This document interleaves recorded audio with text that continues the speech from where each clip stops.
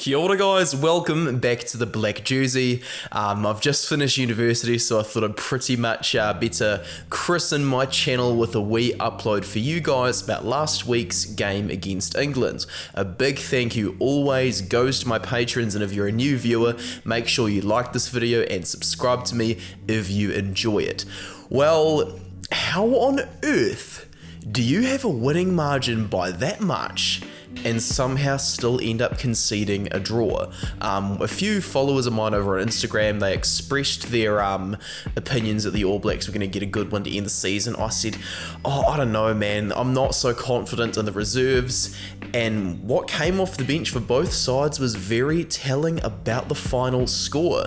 I'd even go as far to say that England probably deserved to win, though there are a few complaints about their selections, such as Manu Tuilagi, who botched a pretty much certain try, and Sam Simmonds, who quite simply doesn't have the explosivity of Courtney Lawes in the lineout, and Sam Simmonds is not exactly the best jackler in the world either, so I think that substituting those two made a massive difference for England's efforts. I'm going to go through the analysis a bit more chronologically this time so we can get a feel of the momentum, and so that can explain to us how England could possibly click in time for the World Cup, as I do think they're probably the only team that's got a chance to upset France, who I believe will win the tournament. To kick everything off, we're going to do a bit of analysis on Dalton Papali'i's try, and this try was scored rather quickly, and to explain how it was scored, we'll freeze frame as the line-out pass is headed out wide. Johnny Hill has his arm positioned towards the left, meaning England are inevitably going to be going wide to the open side of the pitch, where Farrell is standing in at first receiver. With Jack van Poortvliet behind the line-out, Dalton Papali'i knows the ball is definitely heading into Farrell's channel off 9. The players on Farrell's outside are a two-man pod of Ellis Genge and Billy Vunipola, both clearly positioned to crash the ball up, with Tuilagi likely to enter the breakdown to clean out defenders, though Tuilagi is out of frame in this particular instance, as Genge is directly on Farrell's outside shoulder with Vunipola behind the both of them. Farrell is the only realistic passing option for Van Poortvliet. Papali'i simply has to time his run properly, and with a player with plenty of speed for a big man, he demonstrates the confidence to run out for the intercept, and I do think that this is just a basically intelligent as heck play from Papali'i rather than a mistake by Van Poortvliet, who is new to the test scene, so he'll eventually start to learn from mistakes such as these. The second try of the match is a lot more straightforward. Jason Ryan has just been an outstanding forwards coach, and Cody Taylor, having plied his trade under Ryan at the Crusaders, he knows the expectation. He pretty much copies Samisoni Taukei'aho's usual position of the season, and he scores off the driving maul. I do have a try that was botched by Mark Talia as well in the lead up to what was disallowed for Rieko Ioane, so we're going to go over this one as well. We see a really smart piece of attack devised by Joe Schmidt in the 17th minute, with the All Blacks initially looking the most dominant they ever have in the Foster era. This starts with Jack van Poortvliet attempting to kick a box kick too slowly, and with Kyle Sinclair not exactly binding to the ruck properly, Ardie Savia's got the chance to charge at him and make the tackle, and the ball goes loose. Sam Whitelock picks it up and carries for about 2 meters, with Cody Taylor providing incredibly quick ruck speed. England don't have any forwards aside from Vunipola available, while their defence is still organising. Savia makes the pass rather than Smith, who calls for the team to use a very particular method of running wide. The tactic we see has been devised by Joe Schmidt to catch out a defence that's still being organised, and with this very disorganised England defence, we see Mo'unga go even wider out to Jordie Barrett, who stands flat-footed, which draws defenders into the likelihood of Barrett being used to crash the ball up. Joe Schmidt is very aware of the Foster era's affinity for basic attack structure, so he essentially uses a modified edition of the hands down the line tool to fool England into believing the All Blacks are about to use a schoolboy rugby tactic. With Barrett at 12, we see Johnny May now marking 3 players on his own. His teammates are also considering the possibility of Barrett dishing up a grubber kick, which could send his brother Bowden over to score. Bowden is definitely in position to run in, so Geordie skip passes to Mark Talia, who is in the 13 channel. While Aaron Smith was right to call this move due to May's isolation, Talia is a winger on his second test cap and not a centre. My father, who was in his high school's 4th 15 as a winger, has always been giving me particular life advice on the position since he was a winger himself. What he's always said to me is that wingers don't pass. The same logic over here applies to Mark Talia, who is used to being the man on the outside, so lacks the instinct to make the finishing pass off to Ioane. Talia's raw South African bulk allows for him to cross the gain line past Tuilagi, but the use of this tactic at the wrong time by Aaron Smith does indeed botch a try. The All Blacks have to reset with 2 midfielders in the ruck. This attack is reset successfully as Ioane's able to dot down under the posts. However, a previous clean out on Owen Farrell's neck from Ioane himself disallows the try. It's clearly not a cardable offence, but the ref did indeed get this one correctly. Everything is all good though, guys, because into the second half, Rieko Ioane does indeed score, and my audience over on Instagram has voted for this as the All Blacks try of the year. Make sure to follow me over on there to look at how the try got scored, with Johnny Hill knocking on for England in the 49th minute. England's sudden climb back into the game goes astray, with the All Blacks looking to reassert dominance. Prior to the knock-on, Hill is in a 3-man pod with Johnny May on the wing. Marcus Smith is the spine member calling all the attack tactics, while Farrell and Nowell are looking to be used as makeshift forwards to clean the ruck. As Hill's pod members are on the inside, there are no available teammates to tackle Aaron Smith's outside options. Hill's knock-on proves crucial for the All Blacks as Brodie Retallick picks up and whips the ball away to Aaron Smith. Aaron Smith's pass over to Mo'unga leaves Mo'unga under no pressure, as Mo'unga is heavier than Marcus Smith, who is the nearest tackler. Mo'unga takes the ball into contact and allows the All Blacks to reset their attack. With Talia used to clean out Marcus Smith, Aaron Smith has clean front foot ball thanks to the presence of his forwards, which England are lacking in right now. The All Blacks set De Groot as the head of a 3-man diamond pod as advantage for the knock-on is called. While De Groot goes to ground, Aaron Smith takes note of the England defence shape. Because England's initial attack pattern had Farrell and Nowell to be set as makeshift forwards, they are now out of the defensive positions they need to be in out wide, as we see in this new wide shot.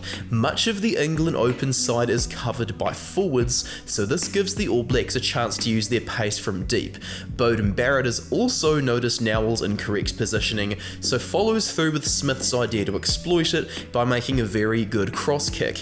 As the kick is airborne, we then freeze frames the backfield, where we notice Freddie Stewart is there, isolated on his own. Clark regathers the kick, having improved significantly under the high ball, and he catches Freddie Stewart flat-footed from the side, which allows an unmarked Rieko Ioane to run it where Jack Nowell should be. With Nowell attempting to cross the field and retreat back to position, it's all too late as Ioane glides past Stewart and a retreating Johnny May to score the try. I really enjoyed seeing Beauden Barrett's drop goal in the 70th minute as well. It was very intelligently placed with the forwards blocking Mo'unga, so England weren't exactly expecting another player to drop the goal. I was watching the game with my family, and we all agreed that the kick by Beauden Barrett had put the scoreline out of reach. While this was the case, little did we know about a certain number 18 called Will Stewart, who has now cemented his place as England's backup tight head after a stunning 2022 season. The England comeback begins in the 71st minute, straight after kicking off post-drop goal though. In his best test match yet, Marcus Smith, pretty much guaranteed to be in my World 15, took true authority over the match and displayed excellent game management to organise his forwards into shape. With Brodie Retallick marking the England 3-man pod alone, and Talia out wide marking May though, Smith chooses to go for it, as Talia is the only real back in his proper defensive positioning. While his forwards are perfectly placed to gain plenty of metres, Retallick's lack of inside support allows for Marcus Smith to dummy and run straight at the gap, using his natural talents to make an even better gain on what already would have been excellent game management rather. Having broken the line, he is just Mo'unga and Beauden Barrett left to beat. With Mo'unga coming through for a try-saving tackle, Barrett latches on as well in order to kill any forward momentum from Smith. While going to ground though, Barrett wraps his arm around the ball to try and win a turnover a little too early. If Smith was over the try line, this would be a legal hold-up.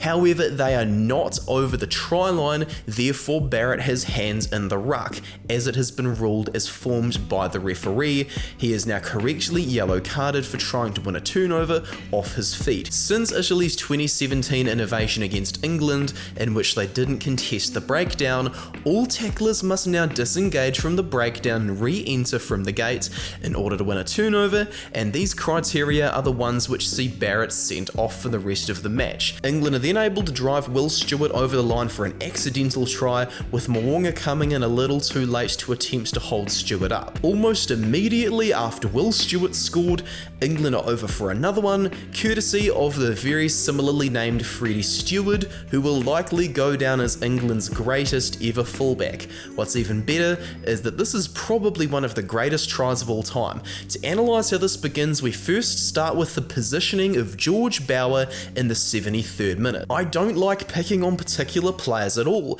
but when Bower's defensive misreads are involved with so many opposition tries throughout the 2022 season, you seriously have to ask questions about what's happening. The position Bower has himself in is not only offside, but because he is standing in front of both Taukei'aho and Laulala in a diamond shape, the All Blacks also cannot tackle England's first receiver in any legal form, because Bower has also not drifted wide enough from the ruck. Similarly to a few times against Ireland, Laulala and Taukei'aho are also both unable to spread out, as they now have to fill the gap left in by George Bower being offside. With Youngs on the field, England will analyse this far more calmly than with Van Poortvliet on the field, and knowing there is no chance of their first receiver being tackled while Bower has not drifted wide enough, they're guaranteed space out wide. We shift to the wide shot, and we can see that this is the case because not only do England have a huge amount of numbers out wide thanks to Bower not drifting enough, but they also have plenty of decoy runners available thanks to a 2-3-2-1 pod structure, with Owen Farrell unlocking the space for Henry Slade to pass into as Marcus Smith organises the positioning of the two-man pod in front of him. Mark Talia in just his second cap has pretty much no choice but to bite in, leaving Geordie Barrett to mark Marcus Smith, Guy Porter and an out-of-frame Johnny May all on his own. With the two-man pod running perfect decoy lines to protect Smith, Guy Porter is able to hold the attention of Talia, who is side on. Though Talia has read England's game plan, the use of decoy runners to force Talia into a side-on position means England are guaranteed a gain line success. After a nice wee dance, May's next step after receiving the pass is to take the ball into contact, knowing England's forward pack are far fitter, guaranteeing front foot ball at the next phase. George Bower and Samisoni Taukei'aho refuse to enter the breakdown and slow England's ball, with Ardie Savia the only Kiwi in the breakdown after he completes the tackle. Knowing the All Blacks have a wee bit of a problem identifying decoy runners, England pretty much imitates South Africa and Ireland by using decoys again at the next wide shot, with Itoje and Vunipola filling these roles. Itoje simply has to hold the ball and pass at the last second in order to bait Frizzell and Retallick. With Tom Curry also running a decoy line, Nepo Laulala is removed from the All Blacks defence line. Now that Laulala, Retallick and Frizzell are marking English dummy runners, the pass from Itoje goes backwards to Slade, and we now see that England have created a 7-on-4 scenario for themselves on attack. In order to keep as much space as possible on the open side, England use their pack to draw in Whitelock, Ioane and Leonard Brown, with Marco Vunipola essentially filling in at centre, offloading to David Ribbons, who is then able to run through the defensive hold that Retallick Black's initial absence due to the tight carry has now created. While Leonard Brown reads the play to send Ribbons into the gap, Ribbons' height advantage allows for just a beautiful offload for Owen Farrell, who has been the puppet master organising the second phase of attack all along. With TJ Perenara retreating and side on, Rieko Ioane's drift out wide has made him the last man in the All Blacks' main defensive line. This entire series of play has all been devised in Eddie Jones' head, and thanks to Smith and Farrell's supreme intelligence, Ioane is in the exact position they need him to be for England's biggest attacking threat to run rampant. While some say Owen Farrell passed this ball a little bit too early, I don't actually think so at all. Due to Freddie Stewart having a way larger frame than Ioane and Mo'unga, I'd actually tend to think that this was timed perfectly, and it was timed at the correct time. We see an iconic Farrell pass out to the wing, and Ioane overcommits to the tackle, allowing for Stewart to step him and then drop his shoulder on Mo'unga, with this propelling Stewart over the All Blacks 22. With England now in prime attacking zone, their attack is already in shape by the time Youngs makes the pass out wide as the All Blacks defence continues to organise. England only need to play to what's in front of them now. Curry makes a very nice pass to send Vunipola over the gay line, drawing the All Blacks over to the open side, but with this happening, Stewart is able to call for the pass to go back from whence it came. Having been Young's teammate at Leicester Tigers, Stewart is trusted by Youngs to spot the correct gap, and with Porter on the wing, Stewart is able to cross over unmarked as he confirms his place as the world's best fullback. With the 14-man All Blacks struggling to contain the England attack, another try is almost certain to happen, and in the 79th minute, it indeed happens again. England's pod structure changes all of a sudden from a 3-man diamond shaped of Billy Vunipola at the front, utilised to hide Marcus Smith ahead of a significant gain in metres. While Vunipola's pass behind Smith was a little more predictable this time, it is indeed the right thing to do with 8 All Blacks packed into about 10 metres of space on Smith's left. This packing in for the All Blacks has allowed for England to get plenty of space as they've spread out wide. Smith, however, has managed the space out wide superbly well. He's not even the main distributor for this phase at all. He's suckering in the All Blacks defence so that Farrell can handle the space out wide. Smith runs a superb dummy line to engage Geordie Barrett, who commits to the tackle and leaves Anton Leonard-Brown in a one-on-one against Tom Curry, a far stronger player. This demonstrates Barrett losing his vision of the bigger picture with less space, but also Smith's world-class playmaking. While Curry is in a perfect position to run over Leonard-Brown for a 5-metre carry, Curry's long-term teamwork with Owen Farrell ensures the ball for further movement out wide, and the space isn't wasted, with Curry being one of few forwards that knows how to pass in the modern day. Farrell, Stewart and Slade are all completely unmarked, while Porter is once again up against Ioane, now out of position at 11 and far further behind his fellow defenders. Quick cover defence by Ardie Savia forces Slade to take it in after running about 20 metres, but the damage is already done with England now in the All Blacks 22. David Ribbons makes another strong carry to cross the gain line again, meaning England are now only 4 metres from the All Blacks try line. Marco Vunipola is next up, and with Jamie George binding on, England have just a metre left. Ardie Savia thinks he's won the turnover. The All Blacks then look to celebrate, but Savia is off his feet. Anticipation of celebrations catches a few defenders off guard, with George Bower, again for the second time in this match, ahead of a try being scored, not drifting far enough from the ruck. Much like the previous incident, Bower's eyeballing of the ball and not Billy Vunipola, the player he needs to mark, forces Samisoni Taukei'aho to mark Vunipola instead. The referee then tells Savia to give up, and while Bower does shift ever so slightly, he has not shifted enough to allow for Taukei'aho to get a clean shot on Will Stewart. When Youngs finally passes to Stewart, Taukei'aho was on a weak shoulder as he was not initially able to shift far enough from the breakdown due to Bower's bull watching and negligence to watch the England attack. Stewart is able to use his front foot position to lean over Taukei'aho, no longer in position to make a dominant tackle. Mo'unga is the player on Taukei'aho's outside, and even though Mo'unga completes completes the tackle, he simply lacks the size to hold up Stewart, who is a prop. Stewart now goes from suddenly having no test tries to his name to all of a sudden scoring a double within 10 minutes. That was a pretty huge game as well, guys, but we do have to talk about Marcus Smith kicking the ball to touch at the end. We're going to show up the stats and everything, we're going to have a look at them, pull them up on screen.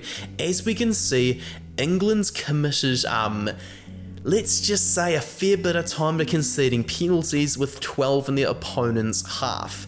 As they've conceded a lot of penalties throughout the match, Marcus Smith thinks, you know what, I'm instead going to rehearse for the World Cup and kick for touch to practice giving the boys time for a breather. Jack van Poortvliet's body language clearly suggests that this was planned in some form, whereas I can only see a single player with their hands up asking why Smith is up to this. It's clearly something that Eddie Jones wanted the boys to practice at some stage, and obviously this was the time to do it, considering we're about 9 months or so away from the tournament. Other stats to mention: England had 63% territory, including 79% in the second half, when their awesome substitutes came on to do a really good job. The All Blacks didn't exactly have the best possession rate in the second half either, with just 39% to England's 61%. Possession hasn't often determined results that I've watched so far in 2022, but this was just quite clearly one of them. Other stats to take notice of: the All Blacks won 7 turnovers compared to England's 2. That's completely wild, and I'm sure Eddie Jones is probably thinking that he kind of needs to get Sam Underhill back into the equation rather than Sam Simmons. It's okay though, because with Courtney Lawes coming back, they'll have far more size of the breakdown and turnovers won't be as easy to win. Any other stats to mention? Yes, the tackle success for England, just 77%. That's a bit concerning. The goal kick success we could ignore, but the ruck success, even. I'm liking to see that because it really does suggest the draw. I've noticed it coinciding with so many All Blacks losses. This time it's even, it coincides with the draw. Line out success, not flash, man, not flash at all for the All Blacks. And the scrums for England, they do have a fair bit to worry about after the performances of Ellis Genge and Kyle Sinclair. This is probably the first time I've seen Ellis Genge have a bad game, whereas Kyle Sinclair wasn't flash at all. Will Stewart gave a lot of impact off the bench, as did Marco Vunipola. Perhaps continuing to use Vunipola as an experienced player off the bench is going to be a really good strategy for England. So guys, that's probably all I've got to say for this video. Well done to the All Blacks on a very good comeback after the huge losses to Ireland and South Africa. A bit more of a high note to end on, though it does feel like a bit of a dud compared to other matches post Joe Schmidt and Jason Ryan's arrival. Congratulations to England for a really good comeback. Thank you to my patrons, and thank you to everyone else. Goodness me, this has probably been a really long video. I'm going to end it here. So yeah, cheers for watching, and I'm going to see you next time.